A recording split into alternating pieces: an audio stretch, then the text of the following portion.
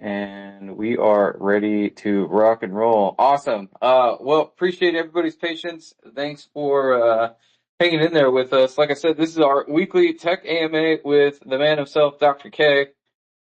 Big brain behind Quai Network. Hard at work, throwing in the midnight oil on Project Soap.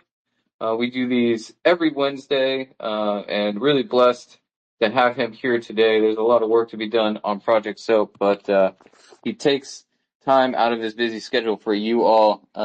So if you're hanging out with us on X, we are simulcasted from Discord. Check the pinned tweet up above for the link to come join us in Discord, and hang out with the rest of the community and ask your questions directly of Dr. K. He's hanging out here with us in Discord, so you'll be hearing his voice through my account here on X. But again, check that pin tweet if you want to engage directly, and we'd love to have you. So hopefully we'll see you there soon. Otherwise, feel free to drop a comment here on X if you have a question, and we'll try to get to it in the back half of the call today. So that's kind of the setup. The chat is already on fire. The jokes are flying. We got some folks requesting to ask you a question, Dr. K. Before we kick it off, anything that you want to share with the community to get us started? Just saying, we have a handful of tools already integrated with SOAP. So, and we're really grinding to try to get this testnet pushed out. We have one running internally for tools, but we're just doing regression testing before we put this on testnet. Nice. Yeah, you guys are going hard at it. Really appreciate that. Let's see here. We got some questions pouring through already. Gabriel has raised his hand, requests to speak. Gabriel, go ahead and drop. Just let me know how many questions you got. That'll be super helpful. And then let's see here. We'll start with this top one here from Keyshore. Dr. K, this formula has the same logical test. Should I raise a PR for changing the signs? This is the adjusted difficulty formula. We actually did submit a PR for that. So let me point you to that, Keyshore. Just only so much time in the day, but heard, acknowledged. This was actually raised by a friend of Steph McCurdy's who helped us work through that. So let me pull up that link for you, Keyshore. You should be able to take a peek at the latest pull request on that issue. Let's see here. There it is. Well, good eye, sir. Appreciate you. Okay, moving right along here. Got some more questions from Keyshore. Dr. K, does the exclusion of OxPoW from the seal hash ensure that Quai's native mining difficulty is unaffected by external donor chain work?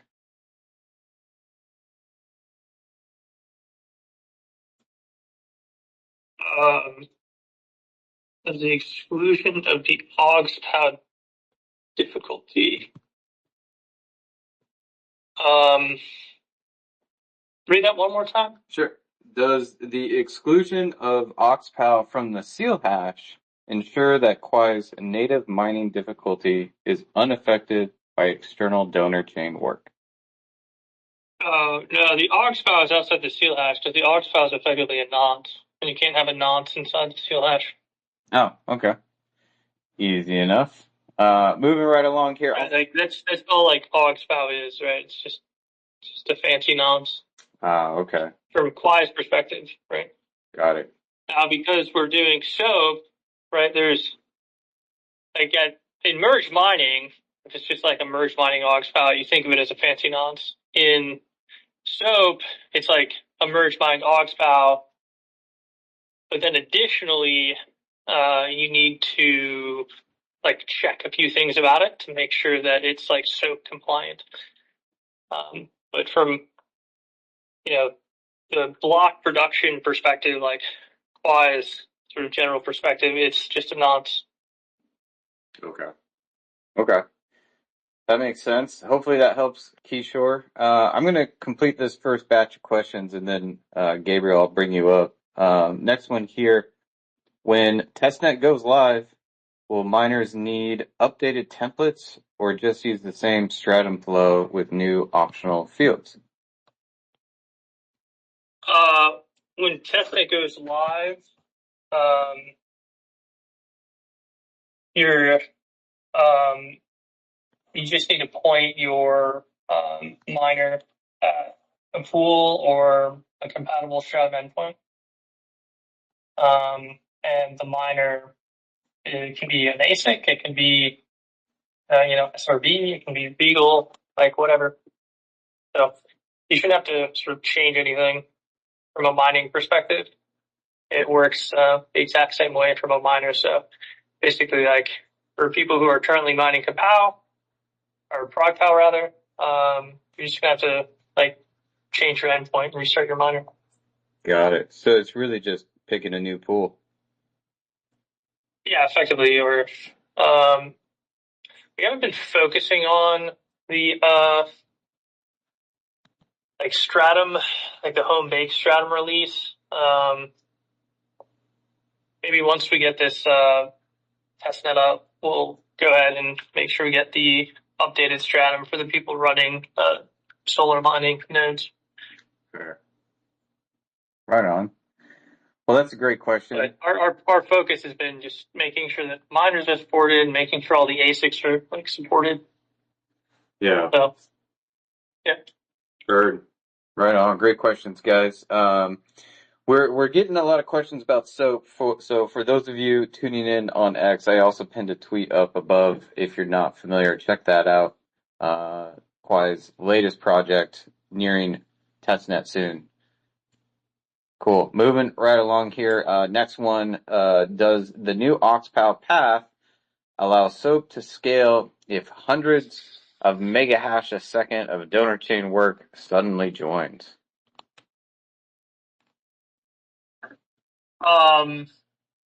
Yeah, no, good question. Sorry, one sec. I just want to make sure I get a retweet on this guy real quick. Oh, no worries. Appreciate that. Yeah, okay. So it does allow that, but it basically what happens is there's like a controller inside of Quai, and there's a maximum number of shares. So you could say like instantaneously double the amount of like SHA or script hash rate, and you would start to pay a penalty for that, just because you would be guaranteeing inclusion based off the max number. And then over time, the diff on the controller will adjust to try to bring it back down to the target number of shares. So you can instantaneously join. If like too much hash rate comes in, those shares will just get basically discarded. Only a certain number will be included. Mm-hmm. And then eventually the controller, say within, 4 to 8 hours, will readjust appropriately. Got it. Right on. Great questions, guys. Next one here. What is the purpose of making the OxPow and Ox template fields private right now? Augs cow and Augs template fields. Private. You mean like as not exposing them in the like function in Golang? Yeah, good question. Yep, function and go. Yeah, I mean most if you look at like sort of the paradigm that we've done for safety in Golang, when we create objects, we tend to use setters and getters. We don't use direct object access. Mm-hmm. So it's not really a departure from what we've been doing. Okay. It just out of curiosity, what is kind of the design decision behind that? Is it purely just security for like memory? Yeah. Got it. Okay. It's because like if you're running, multiple processes and threads, you want to make sure that you're not accessing the same thing twice, so to speak. Yeah, that makes sense. So you can get safety through setters and getters. There's also like it's like another issue with this. In terms of like assumptions about like what it is and who has access to it. So like setters and get it's just a better paradigm. Sure. If we're not doing it somewhere, let us know because we should be. Got it. That makes sense. Right on. Okay, moving right along here. How does the difficulty calculation for Ravencoin, get difficulty, integrate with Quai's subsidy weighting? Yeah, so basically, the difficulty for Ravencoin most of the time doesn't really matter for Quai. Right, we have our own sort of work share and block difficulty, and so the miner is basically has like this target value that's independent of the header, and you give it a target. So that target we give it is sort of like a work share target. And then the block itself has its own diff in it, but anytime it's over the target, it returns a result. I mean, this is the same way that tools generate shares, so it's fully compatible with the Strat V1 implementation. And then the time that it does matter is we have like a shared target controller. And I don't think we've really put this part in the main branch. This is what we're trying to test right now and get into testnet. But the shared target controller basically makes it so that if we start to approach like a super majority of Ravencoin, so we're actually setting it over 80%. The issue is at some point there's like an assumption here about the economic rationality of the other miners. So you don't want to like fully take all the hash rate out of a chain because you can lose the economic rationality assumption of the hash rate that's not mining Quai, at which point you could end up getting like rewards that aren't adequate to cover the Quai that's being produced. So effectively, what happens is that when we exceed sort of 80%, we start to sort of severely restrict the payment that can go towards PoW, which should make it so that economically, like we kind of cap the amount of PoW we take within certain bounds to 80% of Ravencoin's hash rate. Okay. Right on. Man, Kishore, you're diving deep here. Next one is also pretty deep. He has Ox template now supports both Coinbase only and locked TX set Merkle modes. Is that correct?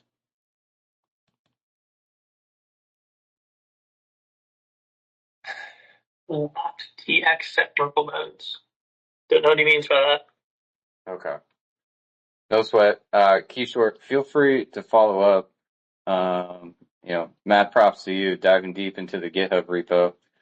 And appreciate the offer for the PR. Let me know what you think of the PR that's currently up. If it looks good to Dr. K, it should be in shortly. All right, rock on, guys. Okay, so at this point, just a quick check-in.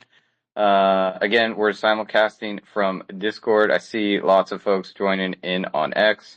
A lot of these questions are about Project SOAP, so check the pinned tweet up above if you want to know more about Project SOAP. And if you want to join in on the conversation, I also have a pinned tweet, so you can hang out with us here in Discord. I'm going to go ahead and bring Gabriel up now to ask his questions. Go ahead, Gabriel.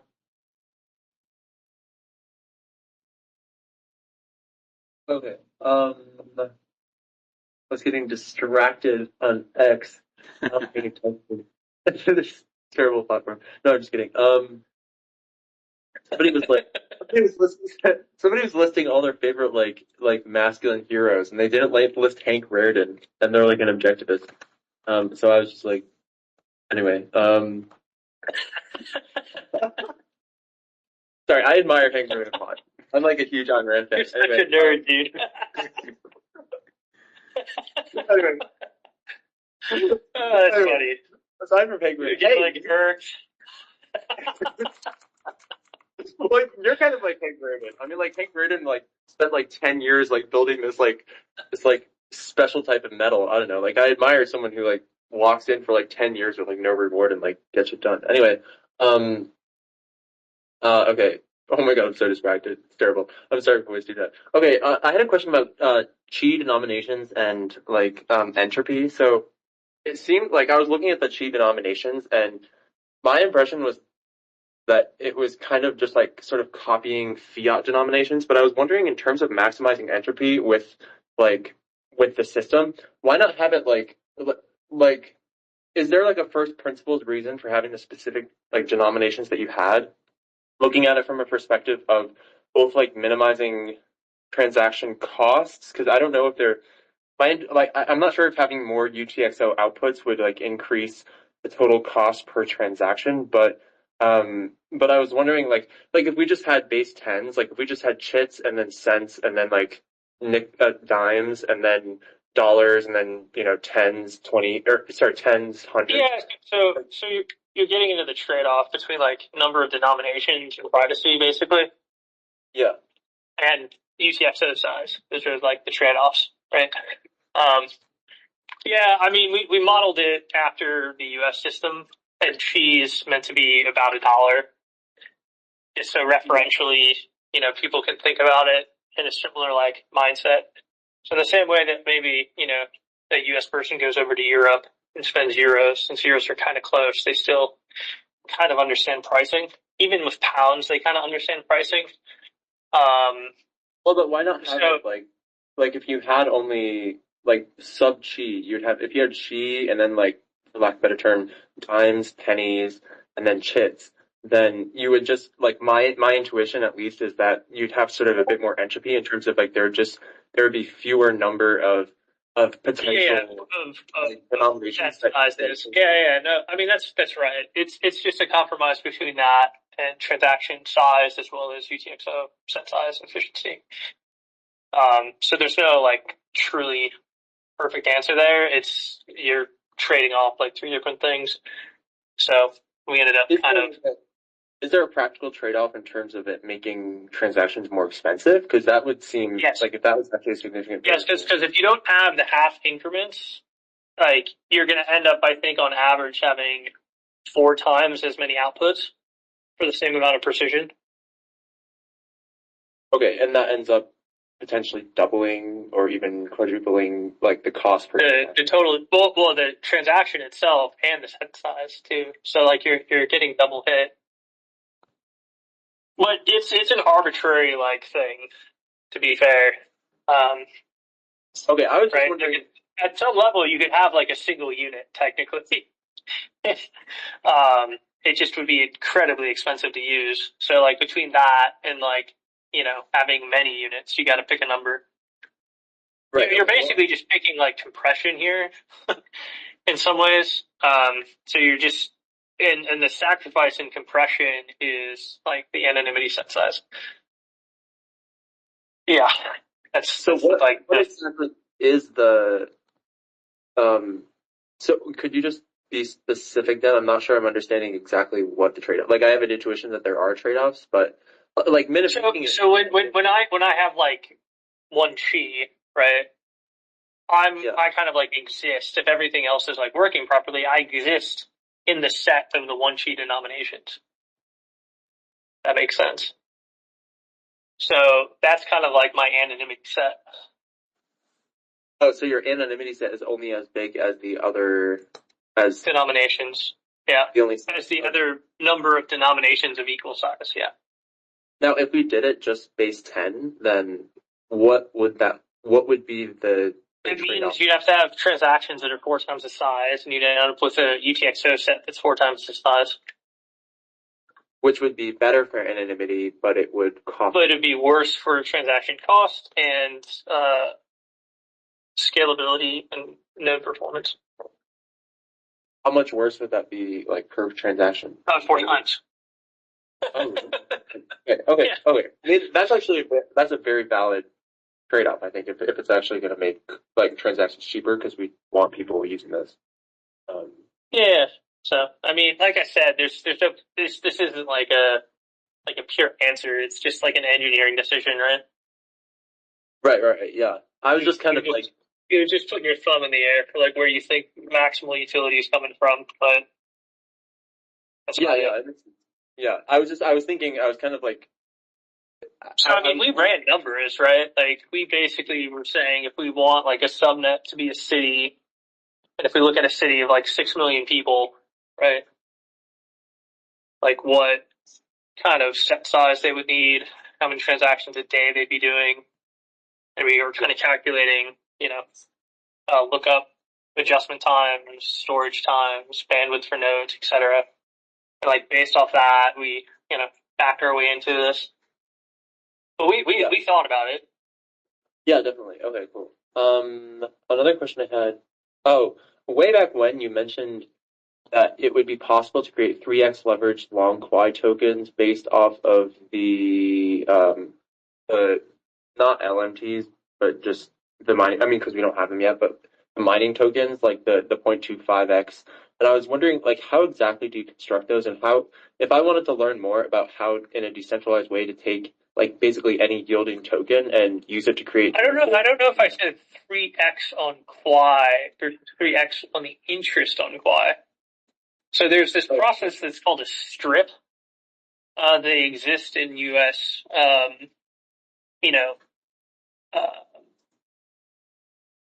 Variable interest bonds. And so what they do is there's like a base rate and then there's like a variable rate, and they pull the variable rate off and make it its own instrument. It's called a strip. So then you have leverage via effectively a bond payment on the value of the dollar, or the interest on the dollar rather. So you could do the same thing here. But if you want to learn more about it, just look up US strips or bond strips or treasury strips. Okay, yeah, totally. I'll check that out. I'd never heard about that, and I'm just wondering, as we look forward, definitely something that developers, I think, and possibly me learning to become a developer should like be looking into trying to build. Another question I had was, I mean, we've been hearing that Kraken is coming. I'm assuming that there's a lot in the timing that you guys can't talk about, but I was wondering, it does sound from what I've heard. Well, they made the announcement today. It's because they've been working on this IPO. Oh. That's like what's been pushing back their dev resources. Oh, okay. We've been getting pushed back because they had to do deving to get this IPO like ready to go. Okay, my question was, did getting on their roadmap require, like way back when you were talking about how this system was like completely like messed up, where you had to give them like obscene quantities of the Genesis allocation in order for them to even consider it? Did we end up caving to that, or did they end up going with us anyways? Like, I was just kind of curious if we could, like, are we going to end up having like a whole bunch of like Genesis Quai sold against us as like retail, or us assuming, whoever's buying on Kraken? I'm just curious.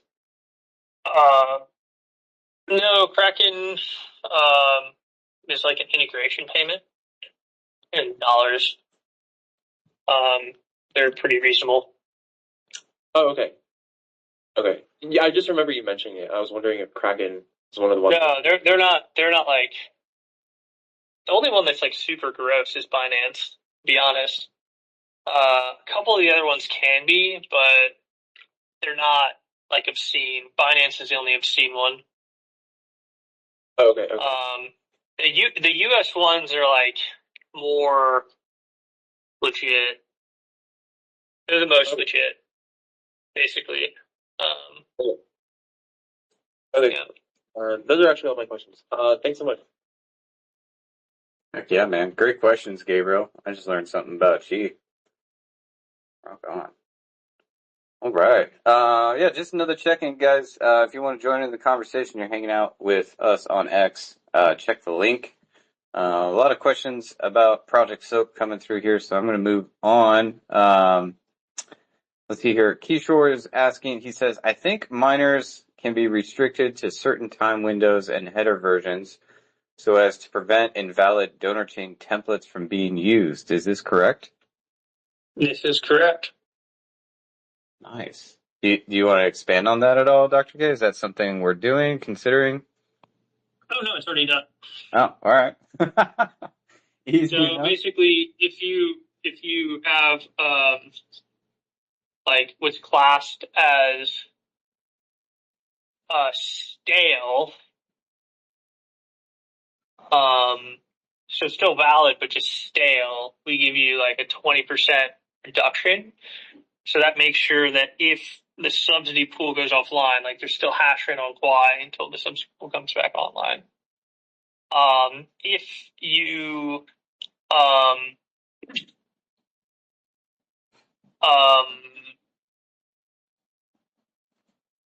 create something that's invalid, so not just stale, but like doesn't meet the alternative requirement. So it's basically a header that wasn't published by the subsidy pool, you don't get paid. We'll still take the share if it's like valid proof of work, but no one gets paid for it. Oh, okay. Interesting. All right.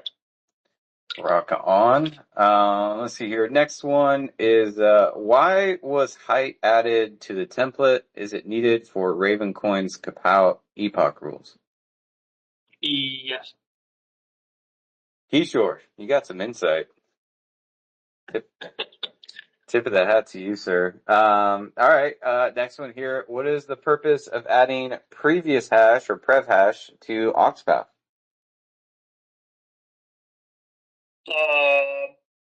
So he's talking about the template. So basically everything in the template is what you need to make a valid header in the subsidy chain.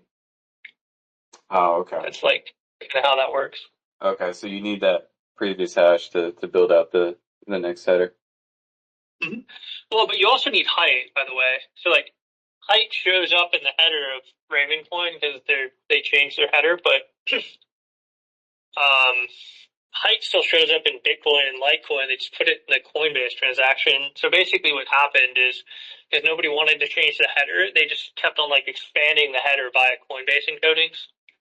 Oh. So like OGS file goes in the script sig, the blockchain height goes in the script sig, segregated witness goes in the op return of the last transaction or the last output on the Coinbase. They just fucking like kludge everything into the Coinbase TX rather than changing the header type or the header fields. Okay. All right. Interesting. Okay. Right, like everything's like a fork of Bitcoin. Right. So That's what my Ravencoin's like a little bit intuition more was saying. dramatic because they did change the header. But the other ones all just like kludge every like change into the Coinbase, including Bitcoin, by the way. Oh, man, that's interesting. Yeah. So like Bitcoin's block height is the first n bytes of the Coinbase transaction script sig. Oh, man, it just feels janky right now. But hindsight's 2020, right? Well, I mean, it's also how they did the mining. So like in Bitcoin, there's extranauts 1 and extranauts 2, which is part of the transaction Coinbase. So what happened was Satoshi only put 4 bytes in the nonce, which was quickly like outrun by GPUs and then ASICs. So then miners would have to like compensate by modifying the Coinbase to change the hash. So you can do it any way you want, but then they like created a standard again by modifying the Coinbase, such that these like extranauts 1 and 2, which are technically part of the script sig, are like where you modify the bytes. So then like that's like codified Stratum V1. So basically like what a Stratum pool does is they set extranauts 1 like per grinder, and then the grinder is iterating on the nonce in the header, but then when they run out of like header nonce and time changes, inversion bit changes, they even like expanded the like nonceable space because like the version byte isn't checked. So then they like made a new standard or an ASIC boost where the first 3 bits, I think, of the version is the only thing that's like checked, and then the last fucking whatever 29 bits are like nonceable, and this allows like ASICs to pre-compute like a mid hash and like do less hashing work. Yeah, it's like a shit show of like kludges on top of kludges to not change the header. It's pretty funny. Oh man. Out of curiosity, like, is that to avoid a hard fork, perhaps? These were all hard forks. Oh, sheesh. Okay. These were all like bits. Um, I don't know. The last like real change like to the structure was SegWit, and that was 7 years ago now. Right. I'm just wondering why the header's so sacred. Interesting. Yeah, I mean, it's kind of funny. I think I've mentioned this. It had been a while since I had touched a Bitcoin node. And I came back to it, and it was just like, oh my god, this is so elementary. And this code base is just like so retarded. Bitcoin's absolutely tulips. Like, sorry to say, guys. Tulips. Like, once you put your hands on it, you know what you can do. Like, you just realize that this is ridiculous. So, yeah, I don't know. I don't have high hopes for Bitcoin at this point in history. Oh man, I saw a video in Amsterdam the other day. Somebody talking about minor rewards running out. Anywho. Well, it's not just like minor rewards. It's just like it's so deficient. Yeah. Right. There's like so much you can do that like has never been done, and then people sit here, you're like arguing about the most silly things. Yeah. Right. What was interesting about that video was just like the massive round of applause he got for kind of like calling out a major issue, which I thought was interesting. Well, I mean, technically, we're going to save the miners, and the miners are going to save us. Yeah. That's what SOAP is. Yep. 100%. Right? Absolutely. Because like the whole vision of Satoshi, obviously, like incontrovertibly, was to increase the number of transactions. Yeah. Like, because you have to increase the fee to make the economics you set up even remotely like pass a snit test. Yeah. And so, because after SegWit, they basically decided they're not going to do that. Like, we're on a path to economic cataclysm. Just depends, like, when you think the timeline is. Right. Yeah. Right? But, I mean, it's, anyone who argues Satoshi didn't intend for the fucking throughput to go up are like the same people that argue that the founders didn't want you to have guns. That's a good take. I like that. I mean, I'm sorry. If you've read any of their writings, like, you clearly know that's what they meant, and you clearly know that they wanted you to have guns so that you could create a revolution if need be. Right. And they clearly did not want fiat or centralized banking. And they clearly wrote about all of this many times. Yes, absolutely. Love it. Oh, man, we can opine on that for a while. Moving right along back to the questions here. Last one in this block. Kishore, again, tip of the hat to you, sir, for diving deep into this code. He's asking, the new signature time field is interesting. How is time stamping the signature used in the subsidy mining workflow? It's to determine if the share is lively or not. Ah, okay. So kind of building on that last question. Right yep. On. Okay. Great questions, guys. Great questions. Really love seeing all the people here on X. I'm going to ask the next couple questions, and then if y'all have any questions on X, feel free to drop a comment on the space, and we'll get to them. Otherwise, you can join us here on Discord via the pinned tweet. Kishore is asking, if one subsidy lane, like Bitcoin Cash, gets a spike in hash power, but Litecoin doesn't, does that rise emissions evenly across all lanes, or only where the subsidy is flowing? Instantaneously, it rises where the subsidy is flowing, but the controller pulls the number down with time. So if you get like a lot more script hash rate in, you can create more than your average 4 shares or 3 shares, like up to the upper inclusion limit, which is double that. But then the difficulty controller will chase it back down to 3. Or, yeah, 3. Got it. Yeah, I think we often forget about that difficulty controller, and So there's 3 difficulty controllers here, just to be clear. right. You know? So there's the PoW one, and then there's the Sean script one. So they're 2 new like diff controllers. Right. And then is there like an overall normalized difficulty as well, right?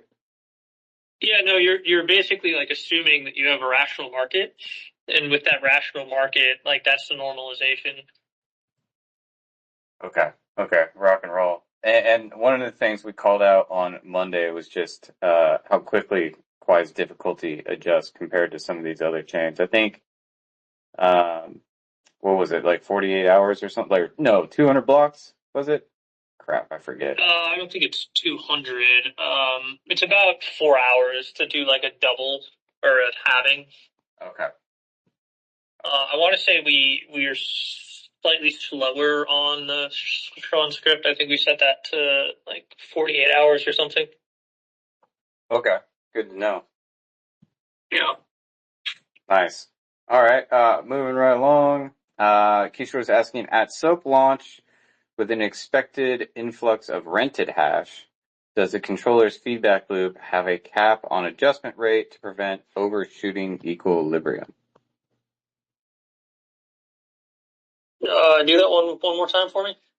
So if we expect an influx of rented hash, does the controller's feedback loop have a cap on adjustment rate to prevent overshooting equilibrium? I mean, it's a controller, right? Yeah. So the controls.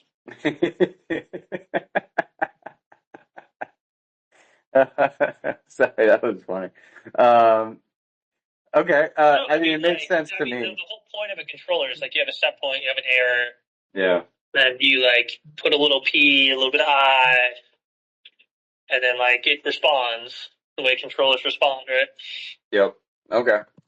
Makes sense. One of the things I've kind of been noting, at least for myself, Dr. K, is like as we get closer and we get more time, definitely want to work on a document that kind of explains this controller in a little more detail for folks. As Kishore has mentioned, he's fielding a lot of questions about the controller. So, Yeah, I mean it's a normal difficulty controller. Now there's 3 difficulty controllers. It's not like profound in any way, shape, or form. fair. And then calling out that it's kind of normalized, right? Well, the normalization is the assumption of rationality. Got it. Right. So the assumption is that if I give you 3 quai for like these 3 shares, or 3 quai for those 3 shares, or 3 quai for those 3 shares, that in rational economic markets, that you're going to only trade slightly less than 3 quai, like for that value, so to speak. Yeah. So you're effectively allowing the market to tell you what the market price is, right? Yep. And then you're rewarding it correctly based off how the diff responds. But then because we know that that's like the equilibrium point where you're, marginally profitable, so to speak, that's like where the everything should equilibrate to. So under efficient market and under equilibrium assumption, having 3 different controllers allows the normalization of the rewards to the value of the hash. Okay. I think that helps. The next question kind of builds on that. So it reads here, how is elasticity modeled between the 3 proof of works when miners? It isn't. That's the point. It's just an efficient market assumption, right? Okay. So we think that like Shell and Script will be slightly less elastic, so their controllers respond a little bit slower, I guess might be a statement. But at the end of the day, right, we assume people want to make profit. If they can make profit, they'll do it. If they can't, they won't. And that in a competitive environment, like profit will be squeezed down to like marginal profitability. Right. We think that that's true across all of the algorithms. And so that normalizes the algorithms to each other. Okay. Okay, that helps. Does this question make sense then? Is it a lag model or a live elasticity coefficient? Or does that question not make sense? No, it's just a controller. It's just a diff controller. Okay. All right. Well, hopefully that helps, Kishore. Feel free to follow up. So okay, let's do an example. Let's make this like very simple. Yep. You got apples and oranges, right? Or like, and I have Y. Okay. I don't need to like try to normalize the price. But if I have like many sellers of apples and oranges, I'm like, how many oranges can I get for $3? And I like discover the market rate for 3 oranges. And then I discover the market rate for like, or sorry, say I have 3 quai, right? So like, how many oranges can I get for 3 quai? And then how many apples can I get for 3 quai? Right? At some point, the market's going to tell me, you know, how many apples per quai I get and how many oranges per quai I get. Okay. Yeah, Right. that makes sense. And the ratio of apples to oranges here is the ratio of the market discovered rate, which I don't actually have to know. I just have to know that it's market discovered. Right. Right? Yeah, that makes sense. That helps a lot, actually. So like, I don't need to like internalize that number. I'm internalizing it via the fact that the market is discovering it. So my just assumption is that it's a competitive market. And as long as it's a competitive market, I'll get the right number of apples and the right number of oranges per quai. Right. Yeah. No, and you know, looking at these chains, it's fair to say that hash rate is competitive. I think hash rate's incredibly competitive. Yeah, exactly. I mean, we've definitely seen that with PoW. We've definitely seen that with examples in Script. Shaw is probably like the worst of the 3, but even then, like, I still think there's enough rational hash rate out there that, like, it will also be competitive. Oh, there has to be. Right? Yeah. No, that makes sense. But it's probably the least elastic of the 3. Right. I would say. Fair. Okay. But it's still probably quite elastic, right? So, yeah, so like, it has what ends up elasticity. happening is that you may pay a premium to train greater elasticity in the hash rate, right? Yeah. But you're only going to pay that premium for like a period of time until like you've trained the hash rate to become elastic. Right. Yeah, I'm following. Hopefully this is making sense for everybody else. Again, feel free to drop your questions and follow up if you have more on that. Appreciate that, Dr. K. Okay. Man. Let's see here. Gabriel's got a couple more questions. I'm gonna ask a few more and then bring you back up, Gabriel. This one from Kishore is kind of focusing on equilibrium of chi. Have we modeled what happens to equilibrium chi price if hash rate doubles before SOAP emissions are absorbed by the controller? Would that push a temporary discount on chi? I don't know if it's a premium or discount, but instantaneously there will be a period of disequilibrium. But that disequilibrium will be somewhat limited based off the volumetric constraints of the conversion controller. So it'll converge back. Yeah, got it. Okay. Yeah, I mean, I don't see any change there, especially pre-SOAP. So that makes sense. All right. Moving right along here. How does SOAP guarantee donor chain mining remains consistently more profitable than native mining, especially if donor chains adjust difficulty or change incentives? Yeah,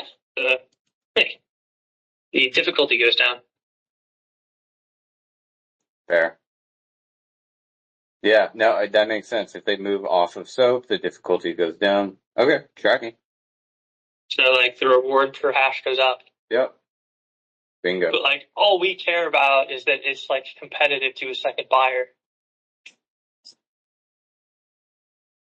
Right? Yeah. Just like that competitiveness to the second buyers where we clear the subsidy rewards. Yeah. Right? So Nope, that makes sense to me. right? Yeah. Great questions, Kishore. As always, tip of the hat to you, sir. I'm gonna ask. Yeah, my answers are the same as always. Yeah. Market economics and market equilibriums. Right. That's all we care about. Proper market incentive design, folks. That's what we're about here at Quai Network. Don't need to oracleize it when the market will tell you. Rock on. Yeah, markets are oracles. Bingo. There you go. Right? Even It's easier. like literally the point. People are like, I figured out how to make a decentralized oracle. It's like, cool group. We made a market. And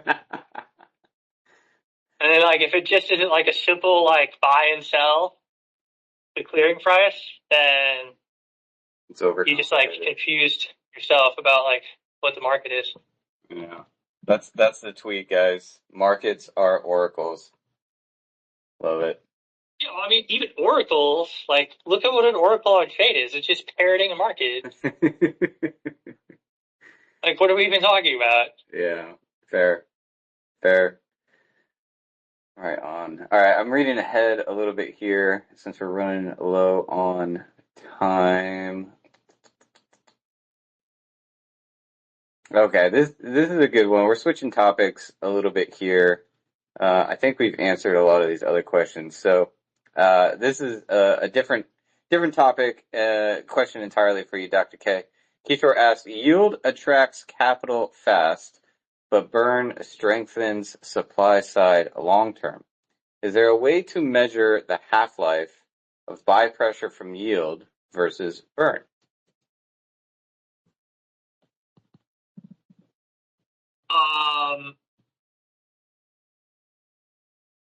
Just if you figure it out, let me know.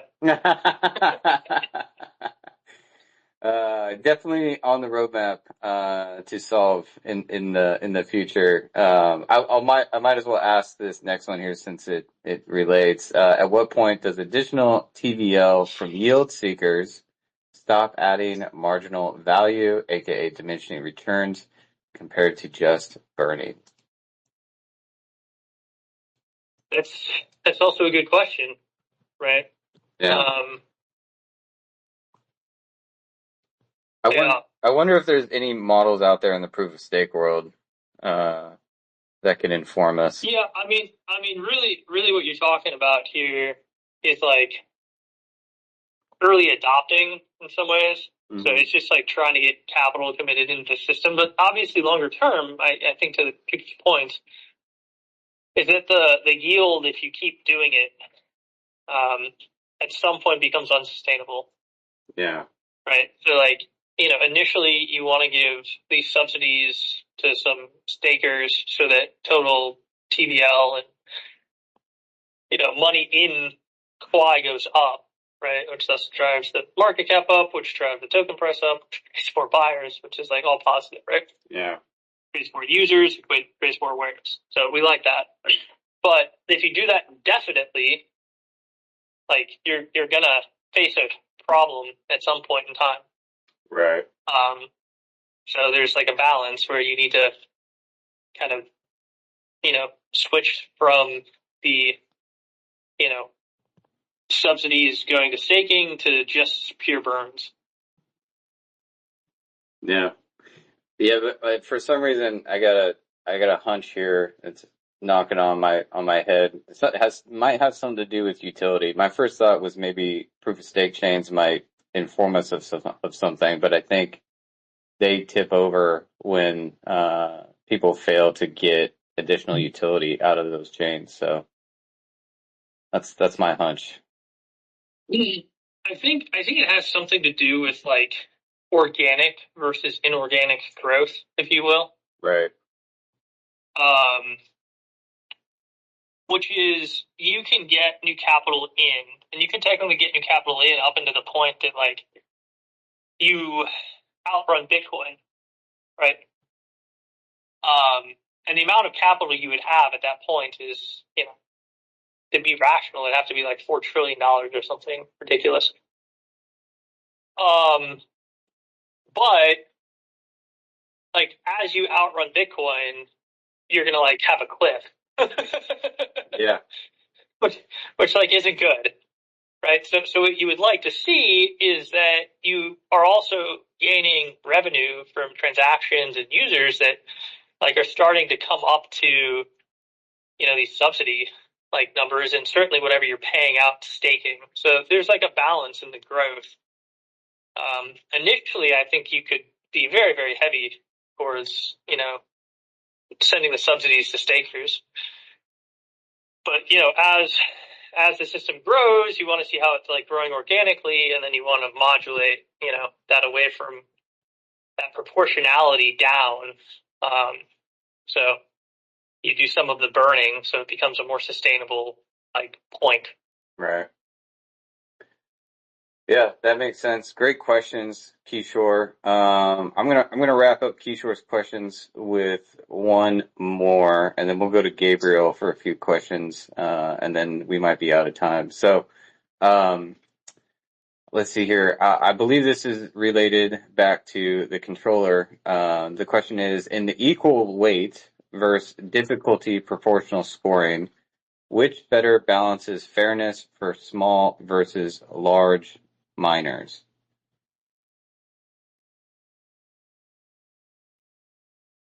Equal weight versus what? Difficulty proportional scoring.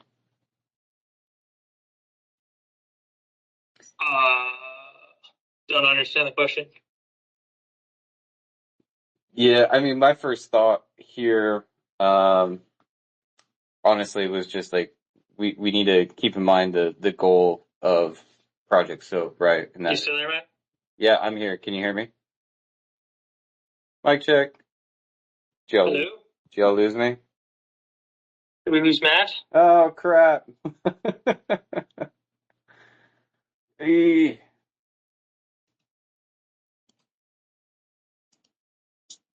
Mic check. Oh, Christopher can hear both of us.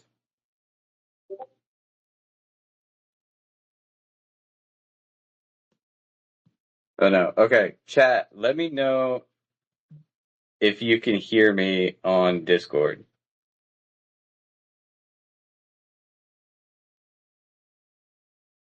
Okay. All right. I am audible on Discord. But now I'm not seeing Dr. K. Oh no.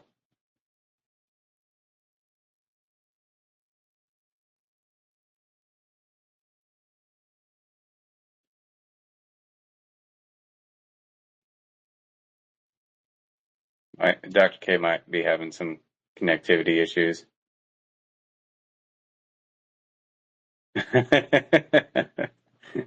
Lend me your ears, please. Hilarious.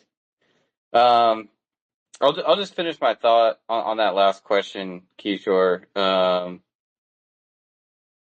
I think, you know, we all appreciate the concern for small miners versus large miners, but you know, we have to remember that Project Soap is additive. It's not a dependency of Quai Network to remain decentralized and allow for smaller miners. There we go. Hey, can you hear me now, Dr. K? Yeah, we got there. Okay, all right. I don't know in there. That was a fun little. Usually it's just the neck. Oh, now you're muted. Now, Discord's acting up today. Usually it's a problem. yeah, usually it's X. Anywho, I lost my train of thought. We will move on. We're definitely at the top of the hour, but Dr. K, you got time for maybe like one or two more questions from Gabriel? All right.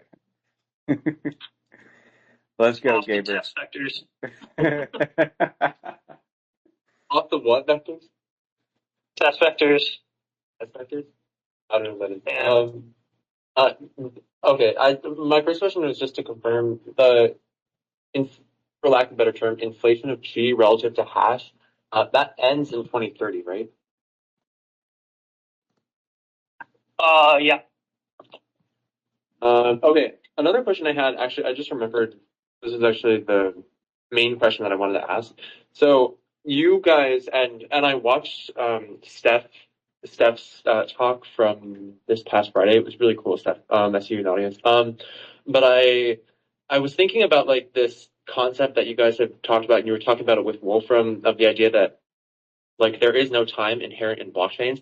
And I was just wondering, like, don't we have it like both with Bitcoin and the way that Quai Network works, where like for example, Bitcoin it's 10 minutes, for Quai it's 5 seconds, and like the difficulty adjusts so that like if it's too easy or too hard, it will like sort of equalize to 5 seconds.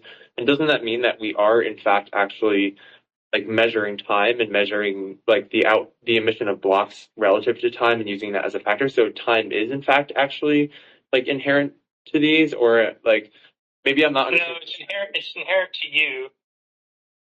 We only do that for your convenience. We don't do it because of the blockchain. Well, so but isn't that necessary though in order to do that? Only for your convenience. Me as in like an individual user of it? Correct. But the blockchain doesn't care. You could just have a fixed difficulty blockchain. Oh, so why do we do that? Why do we do that then? Or like, what do you mean by Because as a user, you would like to know that a block is going to happen within like a certain period of time. So then you have an execution guarantee relative to your concept of time in the world.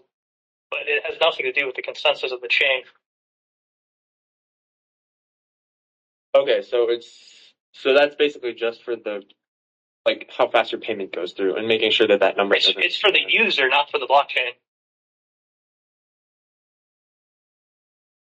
Okay. I'm not sure I'm getting it.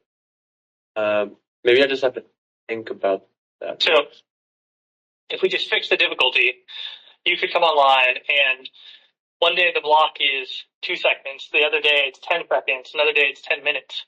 That would be inconvenient for the user. Because But from the blockchain's perspective, like, we don't care.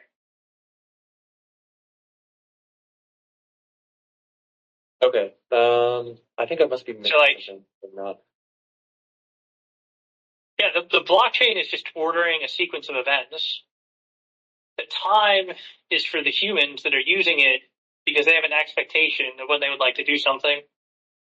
But from a consensus perspective, the time doesn't really exist, but it's adjusting how often we sample the hash rate to meet the expectation of the user. But it's only to meet the expectation of the user. It has nothing to do with consensus.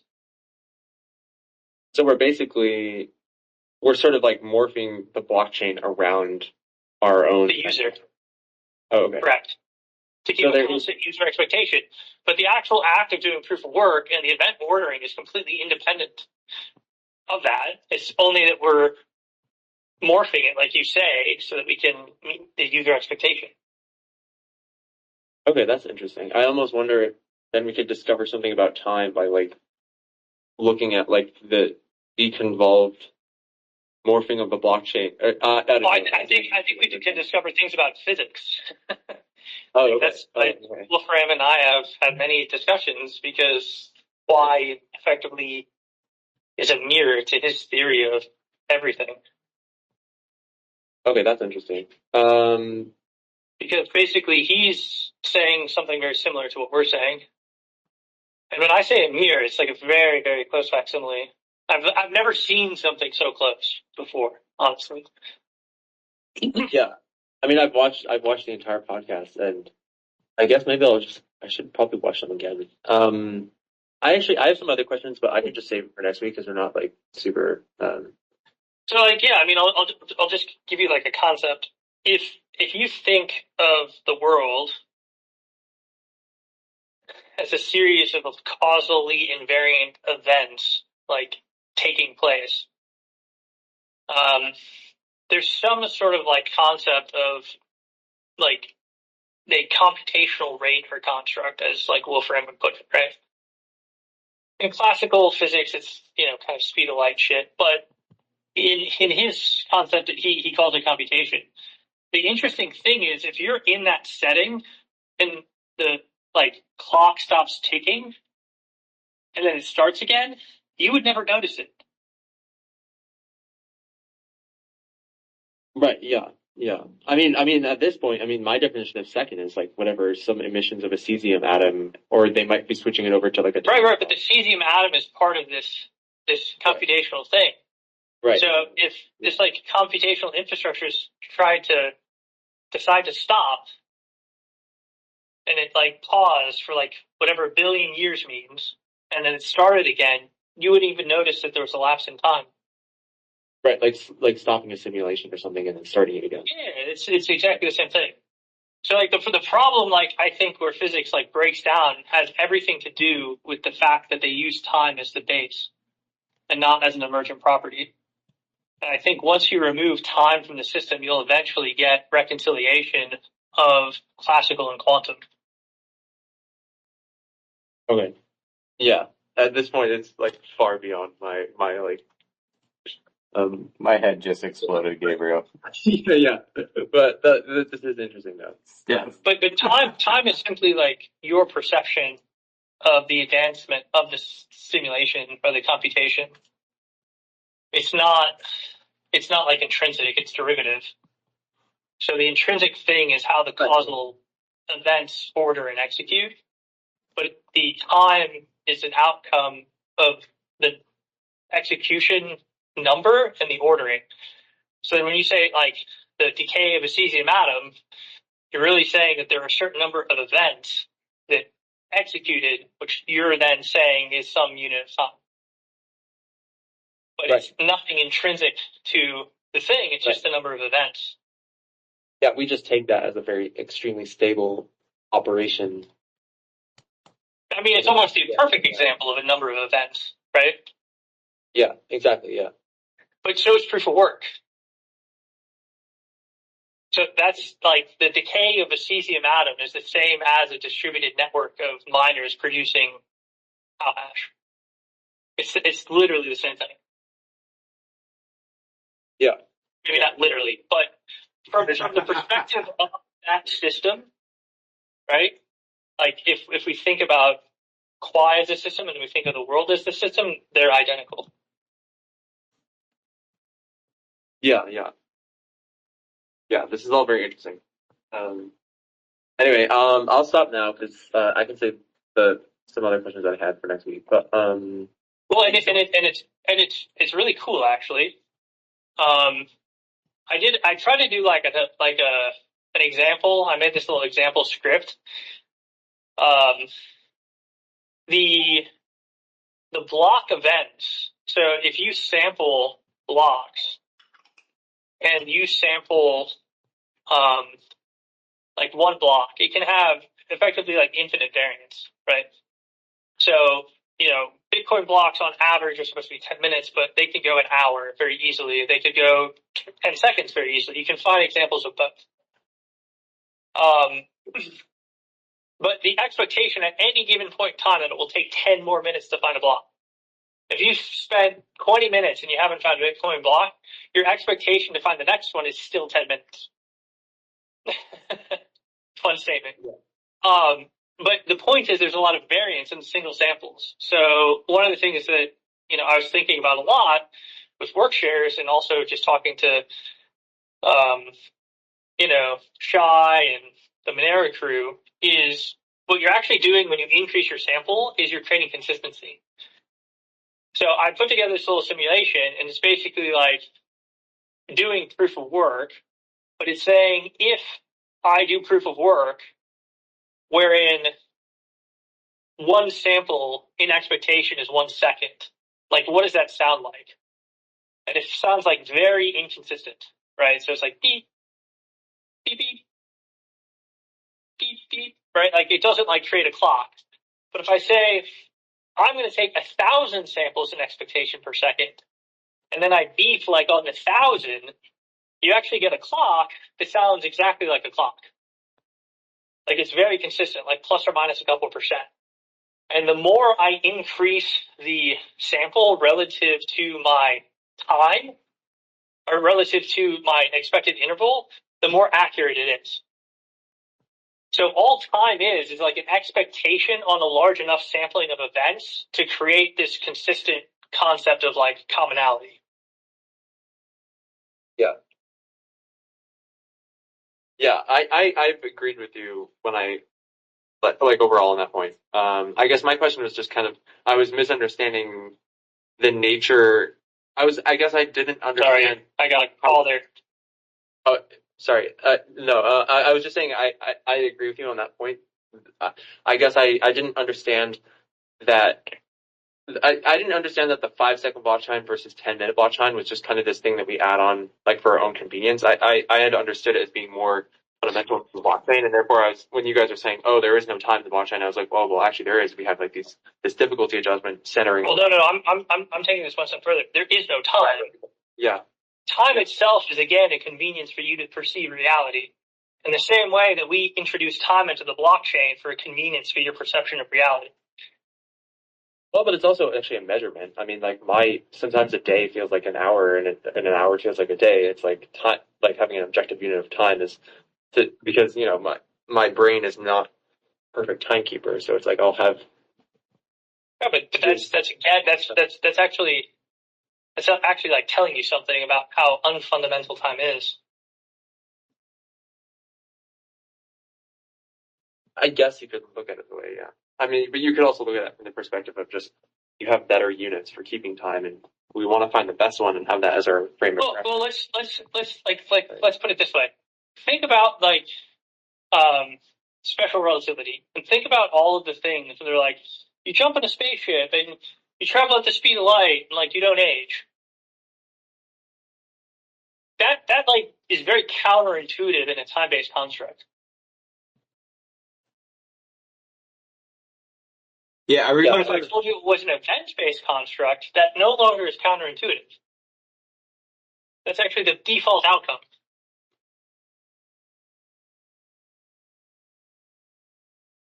Now I'm not sure what to say. You don't have to explain it to me. I mean, I'm slowly teaching myself physics over time, so I'll catch up and.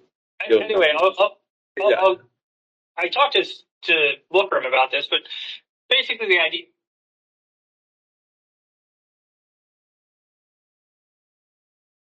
So I think. Oh no, I can hear you. Okay. Oh, sorry. The speed of light is saying that there's like a finite computation available in whatever thing that we exist in. And you can decide to use that computation to transit through time or transit through space. But if you're transiting through space, there's less available sort of computation to transit through time. There's like a finite number of state changes.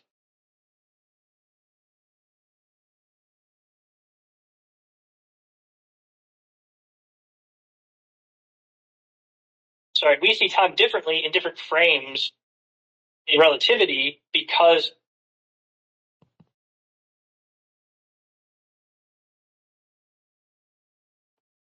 Must be an important call. Do you need to go, Dr. K?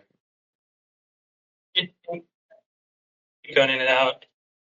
Yeah, you're cutting in and out. I can't tell if you're getting phone calls or if Yeah, no, it's my headphones. I don't know what the deal is. I sometimes decide to go in and out like that. Anyway, sorry, but the whole concept of like different spatial reference frames having different progressions of time, like just speaks to this separate use of the finite amount of computation available to you, and then that's why you see the evolution of time differently. But like that's it. Interesting. I think I understand what you're saying. But I will have to look into this more because I am not at the stage yet of having a good understanding of physics. But thank you so much, though, for explaining and for taking all my questions. absolutely, Gabriel. Time is interesting. That's for sure. Well, so the only reason like I went down this rabbit hole, guys, is because you can't solve the problem of consensus in a distributed setting without removing it. Right. It's making sense to me now. And That's like fundamentally how I got here. And then what it ends up manifesting is a description of reality. right. But the common feature is causal invariance. Right? So moving from proof of work to poem is how you get something that's causally invariant. Right. And then it's also how you express the resolution of consensus in a spatially disparate environment. But if you try to introduce time as a mechanism, you can't actually ever guarantee consensus. Right? So like the reality is the same problem. Yeah. Right? There's different events happening from different places, and they have to sort of potentially converge with each other. But like, how do they converge? Right? They're not Computationally, effectively, right? Yeah, they have to order themselves through like as they propagate through space. It's not that there's like this concept of time. So one of the things that like physicists fall down on is, and I only kind of I've had this view for a while, but it only became like very clear to me once we solved this problem with consensus, which is any time you sort of say from a God's eye view, like you're being retarded. Right? So like a lot of people will say, oh, if we look at the world from a God's eye view and event A happened here and event B happened there, like you've already fucked up. Yeah. And those events aren't like checking some, God clock. There's no God's eye view. Yeah. They're Like implicit in the term God's eye view, like you've screwed up. Yeah. Because like there is no God's eye view. There is no instantaneous omniscience that like knows the ordering of that event in the two disparate places. Yep.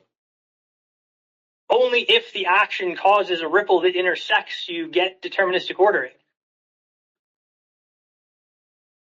Right? But like we as humans like to describe things relative to things that we understand, which is time, which is a derivative. And once we try to like describe the world in a derivative, it ceases to make sense. Yeah. I'm remembering a bunch of talks that my old science teacher in high school gave on time, and it really blew my brain then. And coming back to it, it's just that's the point, right? Time is a derivative of reality. It is not reality. So you can't use it to describe it. Yeah, exactly. And the problem of consensus is really just creating an accurate description of reality. Right. Because there's no inconsistency in consensus with the evolution of physical systems. They all know how to like do a thing and do a thing in such a way that makes sense. Tracking. Right? They don't have to like confer or like think about a God's eye view. It works itself out. Steph had an interesting comment.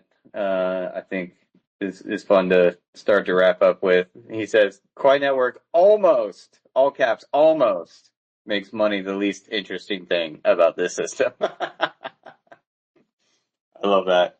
Yeah, no, I mean it's not like we wanted to, have to think about like fundamental physics and the nature of reality, but apparently that's what you got to do if you want to solve consensus. In completely decentralized asynchronous systems. Love it. It's some pretty heady stuff, guys. I hope you enjoyed it and followed along. We covered a lot of ground here, a lot of great questions from Kishore and Gabriel on Qi, all the changes to the code for SOAP, how kludgy some of these older proof of work networks are, forks of Bitcoin. Dr.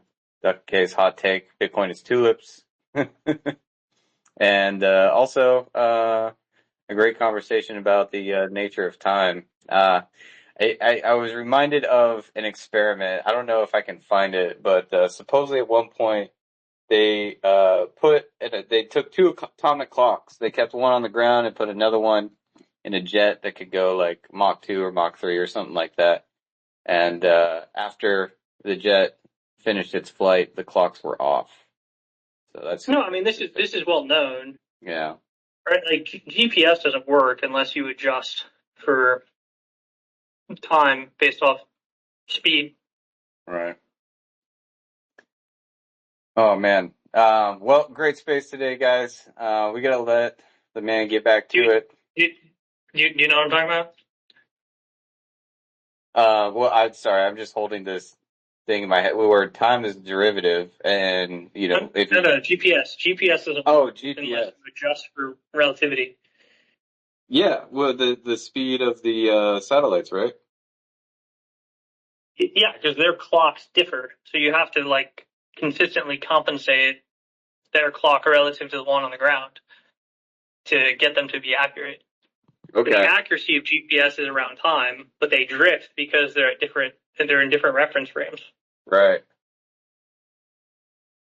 Oh, that's interesting. I did not know that, but I mean, it makes perfect sense. Like, it doesn't work at all unless you do the adjustment. Because the other thing is, when people say like GPS is triangulation, it's not. It's actually a process called trilateration, which is you measure the time it takes for a signal to get from point A to point B, and then you draw ideally 4 intersecting spheres, and it puts you on the face of the planet. Oh, interesting. So it's not angles, which is triangulation. So if you're in a sailboat and you use a compass to reference fixed waypoints, Right. that's triangulation. Right. GPS is trilateration. So is your cell phone. So like when your cell phone uses towers, that's trilateration. That's not triangulation. So they're using ping times. Now they only need 3 circles because they assume you're on the Earth's surface. But from a satellite's perspective, they kind of need 4. Interesting. Yeah. Dropping knowledge, and I learn something every Wednesday hanging out with you, Dr. K. It's an honor and a privilege. Really appreciate all the audience tuning in for this one. We do these every Wednesday, so if you missed out, apologies. Drop your comments over on X and join us in Discord next week. We'll be doing this again. Project Soap. That's what he's working on super hard. We got to let the man get back to it. Testnet is right around the corner. Any final thoughts, Dr. K, before I wrap this up? Yeah, I mean, testnet is right around the corner, right? Like, we've run 2 internal ones. We have 5 different pools integrated. We're just having to test these controllers. And once we get those done, I mean, they're done. We're testing them. But once we're happy with the test coverage, we're going to put it on testnet. And then, yeah, we'll push on testnet probably for about a week. But then we'll announce a fork, and probably 7 to 10 days after that, it'll go live. Heck yeah. So we're grinding as hard and as fast as we can, but we still want to make sure that there's no holes. Absolutely. Well, I really appreciate it. But everything's working. We're getting new test coverage with new ASICs. Right, we've already done, I think, 5 different brands of ASICs now. There's another one that we're testing today with a different pool. So we just want to make sure we have really good coverage here. There's a lot of moving parts, but we think we got them all in place. So just want to make sure that they're all leak proof. Yeah. Awesome. Well, appreciate it, Dr. K. Community is super psyched for testnet. We got a number of folks down there in the audience building their mining rigs, getting their hands on some bit axes and other hardware to participate. SOAP is going to change the game, people, making proof of work competitive again, providing additional utility to those other tokens on those other networks, and then also saving the Shaw miners. We're saving the Shaw miners. I absolutely love it. Markets are the oracles. Market design, incentive design approach to everything we do here at Quai Network. Keep your eyes peeled for even more updates from the team coming soon. Definitely give the Quai Network account a follow. We'll be pushing up some more documentation on SOAP real soon. Expect to see some changes based on the PRs that are currently in the stack right now, so you can go check those out on our GitHub. Definitely want to get involved now. Now is the time, folks. Definitely want to get involved now before SOAP goes live. This is a huge opportunity. We're definitely changing the game with this one. The easiest way to do so is go sign up at Kipper Money. You get some free Quai just for signing up. Engage with the community. And we're all cracked on tipping each other on X using Kipper Money, so it's a great way to earn some Quai. We're running a challenge right now, so for the next, I think we got another week on top of this one, where if you go and collect a bunch of referrals, not only will you earn more Quai from those referrals, but you'll also enter to win a Quai branded Tangem wallet and a nice bag of Quai to go with it. The Tangem integration just went live, folks, so you can actually secure your Quai with that wallet right now. We are working on even more features for all of the above, and we got some more partnership announcements right around the corner. So stay tuned for all of that. Now is the time. If you need even more Quai, we are actively traded on Mexi, Gate.io, and LBank. If you own some crypto and you want some Quai, you can swap on SwapSpace and Let's Exchange. And we are on the Kraken roadmap. The team is actively working on it as we speak. So stay tuned for all of that. You're still early here at Quai Network. We will be back next week with another Tech AMA with Dr. K. We got a good Quai Friday lined up for you guys, so keep your eyes peeled for that. And then we do Dev Q&As every Monday. And if you're hanging out in the community and you're building, making content, any of the above, come join us on Tuesday and request to speak. We'll have you up and you can share with the broader Quiet ecosystem everything you got going on. That space is for you guys. I love to be there. It's a great time. You definitely want to swing by and hear from all the other builders and creators in our ecosystem. So, love you guys. Thanks for tuning in. Really appreciate all the questions, and thank you, Dr. K, so much for the time. I know you're super busy burning the midnight oil out there, but the community really appreciates the team making the time for them, even with everything going on. And there's a lot going on, folks. So really appreciate it, Dr. K. Thank you so much. Thanks, Matt. Thanks, everyone. Yep. All right. We'll wrap it up here, folks. We'll see you again next week. Bye-bye. Bye-bye.